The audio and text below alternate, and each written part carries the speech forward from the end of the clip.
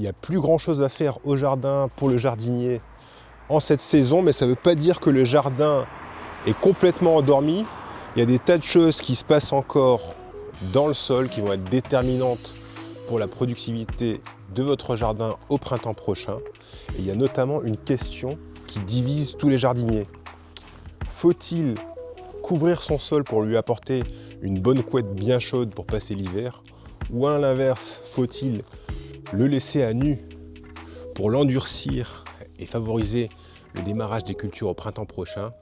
Je vous emmène aujourd'hui dans mon jardin pour voir tous les avantages et les inconvénients des deux méthodes.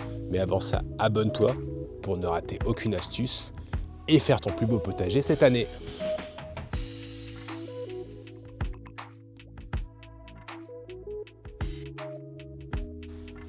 Avant d'opposer les deux méthodes, ce qu'il faut bien comprendre, c'est que votre sol, c'est un écosystème. Il contient des bactéries, il contient des champignons, il contient des insectes. Et tout ce beau monde ne va pas mourir pendant l'hiver. Il va juste rentrer en dormance. Et ce sont les actions que vous allez mener pendant cette période qui vont déterminer leur réveil au printemps prochain. Quand j'ai démarré mon premier potager il y a une quinzaine d'années, j'avais tendance à couvrir tout le sol pendant tout l'hiver. Mais il n'y a pas que des avantages à cette méthode et on va voir tout de suite pourquoi je garde certaines de mes parcelles à nu. Un exemple concret, sur cette parcelle, il y a à peu près 3 semaines, j'ai planté de l'ail blanc.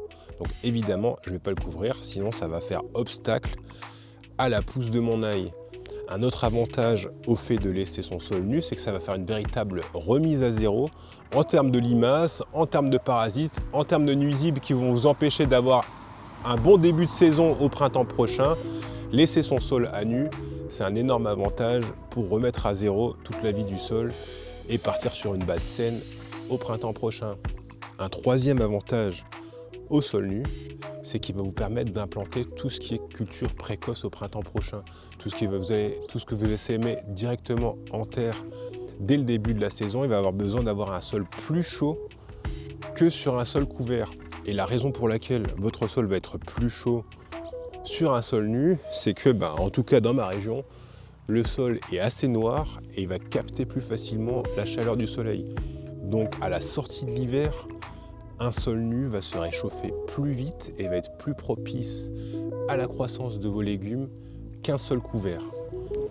Et à l'inverse, une parcelle couverte comme celle-ci va être un véritable refuge pour la vie du sol. Le fait de couvrir par un paillage va protéger du froid. On peut voir une grosse différence en termes de structure du sol sur un sol couvert et sur un sol nu. Donc là, les matins sont extrêmement froids et le sol commence à geler. Et on peut voir que le sol nu, c'est vraiment de la brique. Il n'y a plus rien il y a vraiment quasiment plus de vie active dans ce sol, alors qu'à l'inverse, sur un sol paillé, il y a encore énormément de vers de terre, de cloportes et la vie qu'on ne voit pas, tout ce qui est bactéries, champignons, qui restent extrêmement actives sous ce sol couvert. Et dans ce sol couvert, la vie du sol va continuer lentement à décomposer la matière pour la rendre disponible pour les cultures de l'année prochaine. Alors pourquoi ne pas pailler tout son jardin? La raison est très simple, c'est que sur ce sol couvert, au printemps prochain, je vais être complètement infesté de limaces. Donc impossible de cultiver des radis, des carottes, des salades, tout ça sur cette parcelle, on oublie. Sur ma parcelle couverte, tout ce que je vais pouvoir faire pousser, c'est les légumes que j'aurai soigneusement préparés dans mon abri à semis. Donc les tomates, les courgettes, les poivrons, les concombres qui en plus sont extrêmement gourmands en nutriments et ont besoin d'un sol riche et décompacté.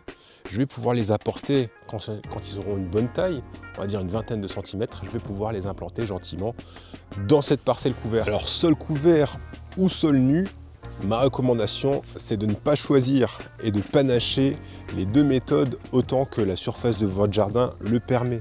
Pour ma part, j'ai les 3/4 du jardin qui est couvert avec du paillage, du foin ou encore des feuilles mortes qu'on peut ramasser en dessous des arbres, mais j'ai aussi 25% grosso modo de mon jardin que je laisse à nu pour favoriser l'implantation des cultures sensibles aux limaces et aux parasites et qui ont besoin d'avoir un sol bien réchauffé dès le début de la saison. Voilà, j'espère que cet épisode aura apporté de la nuance à vos méthodes de culture? Si c'est le cas, n'hésitez pas à lâcher un pouce bleu et surtout abonne-toi pour ne rater aucune de mes astuces.